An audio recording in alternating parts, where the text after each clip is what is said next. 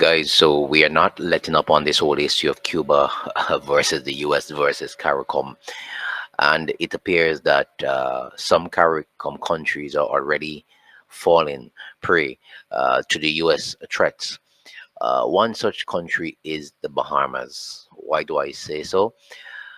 Bahamas is basically reviewing the Cuban program. It's the only country so far that has said it will be reviewing the Cuban program to see if there are maybe flaws, maybe if what the US is saying is true. You remember the position of the Bahamas with the US? It's like a stone throw away from the US. It's one of their biggest trading partners as well. So they have a lot to lose in this game of not only business and trade, but protection as well. So, what did the Bahamas Prime Minister told media in that country? Let's go through that right now. St. Vincent Times. You guys check out his page, his YouTube channel. He's doing a great work, awesome work. And I want to say that St. Vincent Times is an inspiration to what I'm doing here as well. So check out his channel, St. Vincent Times. Subscribe. Don't just check out, subscribe to his channel because he's doing a great work. He's at the forefront of Caribbean affairs, the diaspora, Pan-African affairs, and all of the sort. So he's doing a great work. And my brother, you have my full support. While maintaining that the Bahamas does not engage in forced labor, Prime Minister Philip Davis acknowledged that a portion of the Cuban medical professional salary goes to an agency in Cuba. So here's the first thing. Remember, Rubio said that monies were sent back to the government and not really to the people. They were paid some monies, but most of their monies are going back to the Cuban government. Well, here is the Bahamas Prime Minister acknowledging that a portion of the Cuban medical professional salaries goes to an agency in Cuba. The Prime Minister added that the arrangement is being reviewed. However, he thought that the arrangement was reasonable. The Cubans were hired by the Ministry of Health to fill critical gaps in the healthcare sector. I understand that the money goes to an agency, almost like a pension plan, and when they get back to Cuba, their monies are waiting on them. That's the information I got, but I can't be sure of that either. Questions about the matter arose after U.S. Secretary of State Marco Rubio recently announced visa sanctions against governments that are part of Cuba's overseas medical missions.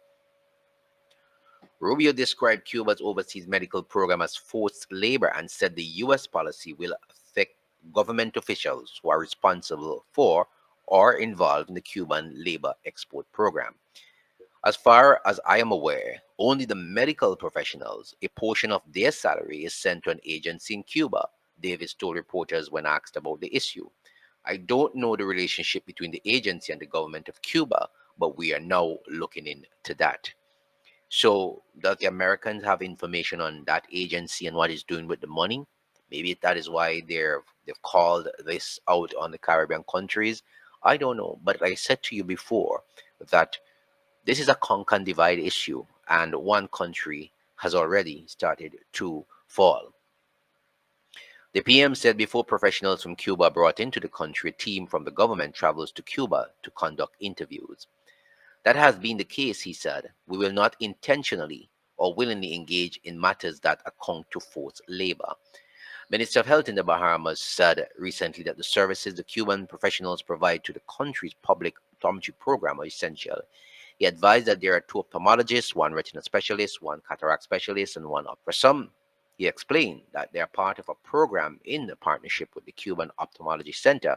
The Bahamas government pays for some Bahamians to travel to Cuba for critically need surgeries, eye surgeries. When they return, they follow up with the Cuban doctors in the Bahamas. That's a part of guaranteeing quality control, he said. The doctors did the surgery so that the doctors do the follow ups. He said because of the help of the Cuban doctors, significant work has been made in clearing up the COVID induced backlog. So, like all other countries, you know, um, this is the situation. He also said the vast majority of Cuban nurses who came to the Bahamas to assist during COVID pandemic have returned home. He said 3 nurses remain. So this is an issue in the Bahamas. The Bahamas Prime Minister has already started to talk about reviewing the Cuban program. I think he did mention something very significant in that, where he stated that a portion of the money goes back to an agency in Cuba and they're not fully aware what is the connection with the agency and the government. So this is something that you know we'll have to follow up on. We'll have to keep looking into. But I said to you yesterday, I don't know how long the governments can hold out, how long the people can hold out with this issue of you know putting this fight to the Americans. I don't know how long, and you can see already cracks have begun to appear in it as well. So remember to like, share, and subscribe, guys.